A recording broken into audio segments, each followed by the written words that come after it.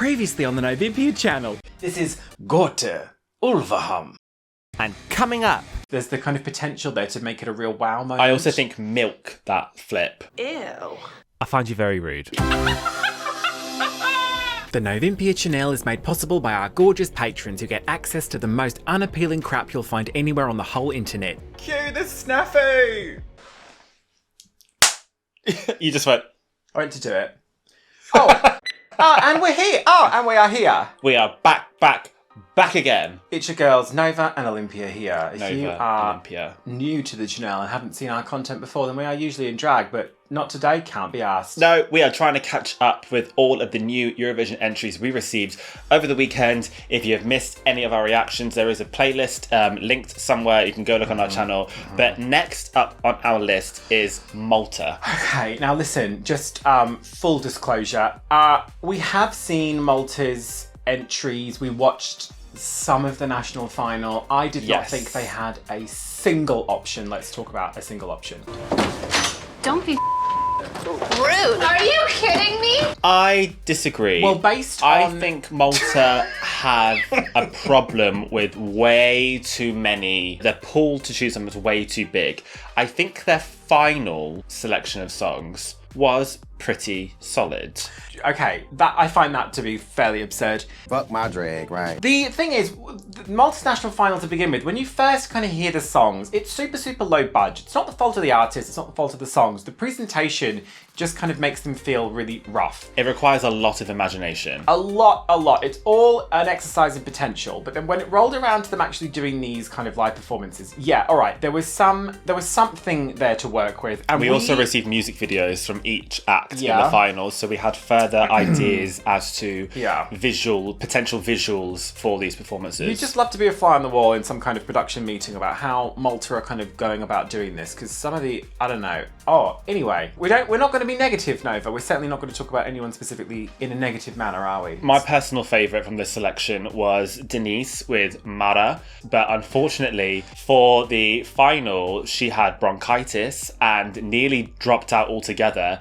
With that in mind, I actually think her performance was very, very good, and she still danced amazingly, but unfortunately, we'll never really know because she didn't sound perfect. You know, and she's a good vocalist. Yeah, you could tell. It was difficult to watch in a few places because you just knew that she was kind of like giving it her all and just really. Oh my god, though, good on her, because good on her. It wasn't as bad as it could have been. Now, the one that won, it's Sarah Bonnici. The song is called Loop. And I don't think we had really paid much attention to this. No, I've only actually seen this performance maybe a couple of times. I've seen a lot of clips of it make the rounds on social media. We'll get into that afterwards. I don't think I've actually seen this the entire way through, so maybe this is more of a kind of fresh reaction, because this is not something I tend to go for. But she certainly, if we can say anything before we watch this, sells the absolute shit out of it. Full of charisma. Yeah, there will be some critiques. I'm assuming you're going to really go in on the choreo at the end of this, but let's just see how she Might does. not be as harsh as you think. And consider the song itself.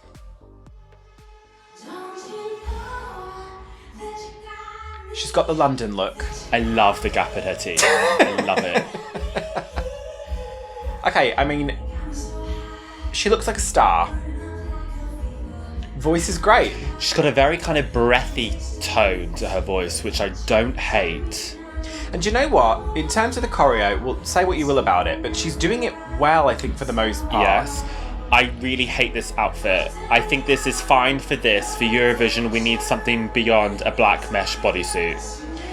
Yeah, I think that our conversation about Bambi Thug is probably, you know, where we're going to go from here on out, is that, yeah, all right, if there's not much money thrown at it, fair dues, but yeah, we can't have that. No. Move. It is catchy. I'm singing along. Come on. So there's not really a lot going on staging-wise, apart from kind of like dancing and blocking. Now, the entire thing is choreographed, which is quite intense to also provide a consistent vocal throughout. So I must commend her for that. The vocal's not perfect. She's making it look easy. It's good, though. Yeah. It doesn't remain amazing. There are a couple of bits where it's a bit like we can rein that in. I mean, look, if we're going to be talking about something of this ilk on the Eurovision stage, obviously Chanel Slow-Mo is going to be the easy go-to, isn't it? Because this, however you theorise it, it's clearly been very inspired by that. And that didn't have any staging really, did it? Apart from it was all dancing, it was all choreo, and obviously it was fire. Like, we don't need anything else if this is what you're doing. That is the money-making shot. That is the money shot. That is the stunt of the season. We need to keep that. Whatever we do, keep that. Because if people want this kind of performance in this kind of song, I feel actually like that flip alone is enough for it to qualify. I think gays will pick up the phone and be like, the bitch span around, let's vote for her. I really like this part of the song. This kind of like middle eight towards the end. I really love. I just think she needs a break in the choreography to get her breath back to really sing this correctly. We're going to have to make sure the mask, the blindfold doesn't get stuck in her hair again. Let's do a workaround for that somehow. That note as well, I think, needs cleaning up. Yeah, the big note. That part of this song I actually really like, but it's unfortunate that she's out of breath for it.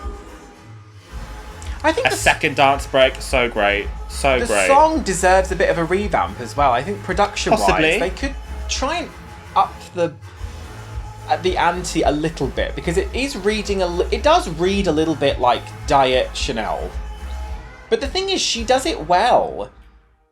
And the song... She seems so likeable. I think that song is actually really catchy. Now, it's never a winning song. It's not really the point of what's happening here. But I think it could be a qualifying song. There's a lot of people on social media directly comparing this to Slow-Mo. There have been a few questionably edited compilation side-by-side comparisons taking specific pieces of choreography from this performance and Slow-Mo's performance and showing the similarities. Now, I will admit, before we even realised that this was a widely accepted comparison, we both thought this was reminiscent of Slow-Mo. And I don't necessarily know if that's a good thing, because I think a lot of people are going to make that comparison and perhaps write this off as being a copy of. I do think a lot of these comparison videos are taking the piss a little bit. I don't think it's fair to chop up dance moves to make it look even more similar. If the clip you're going to use, I saw one and it was literally Chanel Raising bending down and then flipping her hair back, and it was literally about a second long, and you just think, like, you can't take something as generic and nothing is just literally going like that and then saying like, oh, she's copying. I would like, though, for this to be pretty much completely re-choreographed, because it still has the same vibe and it still feels like it's the same style. And I just feel like being a pretty girl with dark hair, like with a similar sort of song, like it's too easy to make those comparisons, and this deserves to stand on its own a bit more. The thing is, though, as well, it's pretty hard. You can have, whatever artist going up against a comparison to another artist, but when it comes down to choreography, if you're going to be compared to Chanel, which she's going to be regardless, you have to be better. I'm not really bothered. You have to be better, if not the same standard. And Chanel obviously is like the bar for choreography at Eurovision, because it was so choreography spectacular. And live vocals. Not even at Eurovision. She was absolutely stellar. So, Sarah is sick. I think she's selling the hell out of this. But I think she just needs to work on it. She just needs to tighten it up. And I do think the song There's loads of time to do that. They could afford to up the ante with the production a little Perhaps. bit. Maybe that was just kind of, I don't know. I didn't really feel as fully into it as I did with Slow-Mo when I saw it live. Because listening to Slow-Mo, I never liked Slow-Mo, but seeing it live, I was so invested in that because she sold it. Whereas she is doing that, but the song itself, I'm still kind of not quite there with it. I do have that effect with this though, because listening to the studio cut and even watching the music video, this didn't do a lot for me. It was not my favourite of the selection, like I said. But watching this performance, I was like, I can see why people are voting for this. You can see it. I can see the vision.